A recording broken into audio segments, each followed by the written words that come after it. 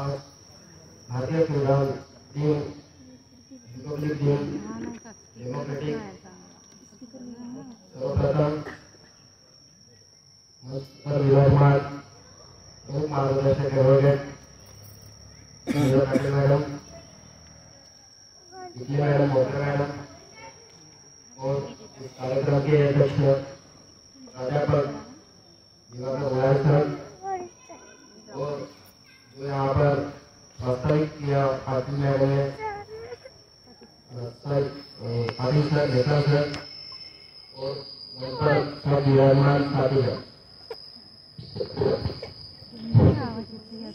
तो हा जो दिवस आहे 26 जानेवारी 2024 75वा रिपब्लिक डे, डेमोक्रेटिक डे, संविधान दिन, आजचा जो दिवस आहे, आजच्या दिवसामध्ये आपल्या भारतामध्ये संविधानिक देश म्हणून आज 75 वर्ष होत आहे। संविधानिक देश देशाची निर्मिती झाली व इथे कॉमन लोकतंत्र आलं आणि हा दिवस संविधान दिवस म्हणून साजरा केला पाहिजे। तर या दिवसाला आपण देशामध्ये पाहतो, हा जो दिवस आहे या दिवसाला ज्या प्रकारे साजरा करायला पाहिजे होतं त्या प्रकारे या देशामध्ये साजरा केला जात नाही। संविधानाचा स्वातंत्र्याचा जो फरक समजावून सांगायला पाहिजे होता इथला मीडिया, इथली सरकार, तर त्या पद्धतीने भारतामध्ये ते समजावून सांगितलं जात नाही। आज मीडिया संपूर्ण भारताच्या संविधानावर आर्टिकलवर विश्लेषण करून त्याचा व्यापक स्वरूप हा 26 नोव्हेंबर पासून तर 26 जानेवारी पर्यंत डिटेल्स मध्ये मीडियाद्वारे सांगायला पाहिजे होतं। पण त्या प्रकारचं वातावरण आपल्या देशामध्ये मुळीच दिसत नाही।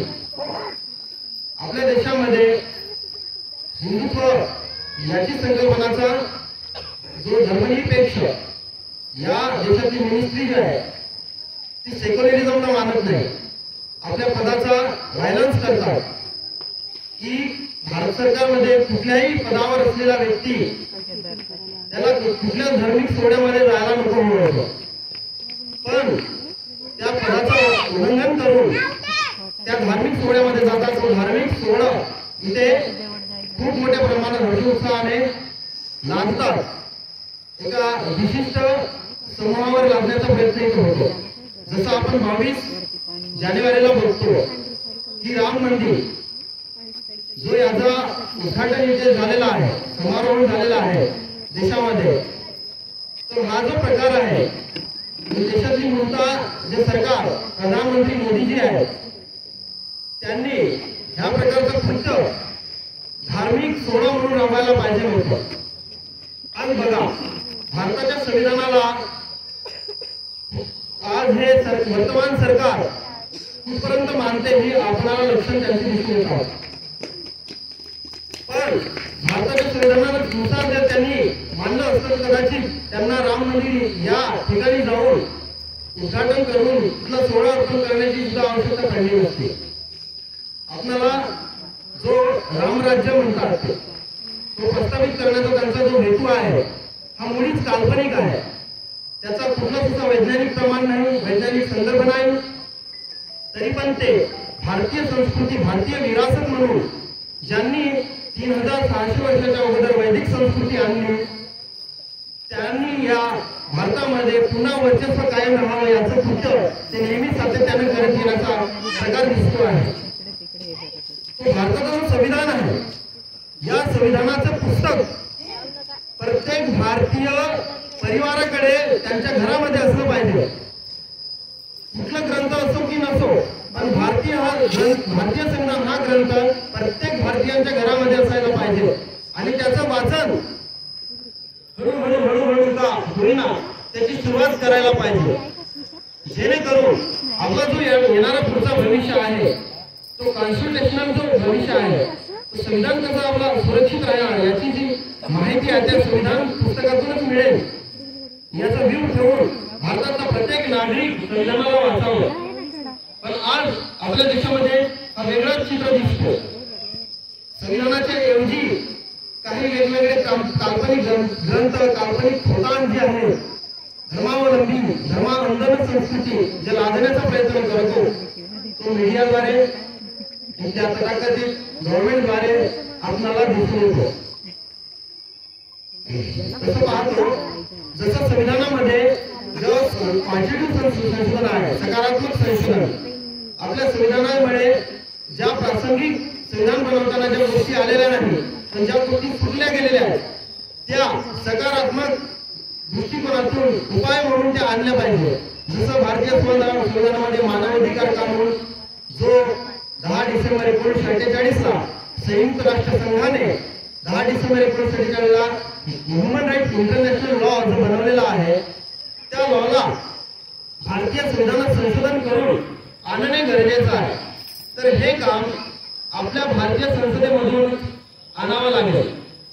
तसंच भारतीय संविधानाचं संशोधन करून जो पॉझिटिव्हली प्रोग्रेसिव्हली जो अमेंडमेंट आहे तो करून आपल्या संविधानाला व्यापक व कम्प्लेक्स स्वरूप देऊन त्याच्यामध्ये असं सुंदर संविधान पुन्हा त्याला सुंदर संविधानाचं बनवू शकतो तो स्वरूप देण्याचा प्रयत्न आपण करू शकतो. पण ते करण्यासाठी इथली राजशक्ती राजनीती जी नीती आहे ती लक्षपूर्वक काम करत नाही. या गोष्टीवर ते विचार करत नाही. ह्या गोष्टी त्या पार्लमेंटमध्ये आणत नाही. त्या पार्लमेंटवर या प्रकारचं पिटिशन किंवा बिल जो बनवतात त्याच्यामध्ये कधी सुधारित व्यापक स्वरूप देऊन चर्चा होत नाही. पण ह्युमन राईट जो आहे याच्यावर चर्चा झालेली पाहिजे. आणि त्यावेळेस जे सुटलेले लॉज आहेत जसं इंडिजिनस राईट किंवा संविधानाचा जो प्रास्ताविकमध्ये जो पुन्हा प्रोग्रेसिव्ह अमेंडमेंट आहे त्याच्यामध्ये अमेंडमेंट करून जो प्रोग्रेसिव्ह पार्लमेंटमध्ये जो आपण करून घेऊ शकतो ते करण्याचं खूप महत्वाचे आहे. तर या गोष्टी करण्यासाठी आपल्याला पॉलिसीज ऑफ पॉलिटिक्स करून सुद्धा करणे गरजेचं आहे. पण आज आपण एक विशिष्ट वर्ग पाहतो जसं उच्चवर्णीय स्वतःला मानतो, सवर्ण मानतो आणि त्या पद्धतीची सतत जी टिकवण्याची संस्कृती म्हणून टिकवून ठेवण्यासाठी जी त्यांची धडपड चालू आहे ती सातत्याने दिसतोय. पण या प्रकारचं कधीही ते संशोधन पॉझिटिव्ह संशोधन करून आणण्याची गोष्ट कधी बोलत नाही किंवा पार्लमेंट कधी याची चर्चा घडवून आणत नाही. तर या जो बाबी आहेत तशा पद्धतीचा पॉलिटिक्स जो आहे भारतीय संविधान 26 जानेवारी 1950 ला लागू झाला पण त्या पद्धतीचा जो पॉलिटिक्स आहे या देशामध्ये कधी झालेला नाही आणि त्या पद्धतीचा कोणी लीडर्स इथे निर्माण झालेला नाही. तर तशा राजनीतिक पार्टीची व लीडरची सुद्धा या देशाला आवश्यक आहे. जसं काँग्रेस आणि बीजेपीच्या व्यतिरिक्त तर तसं चित्र दिसत नाही.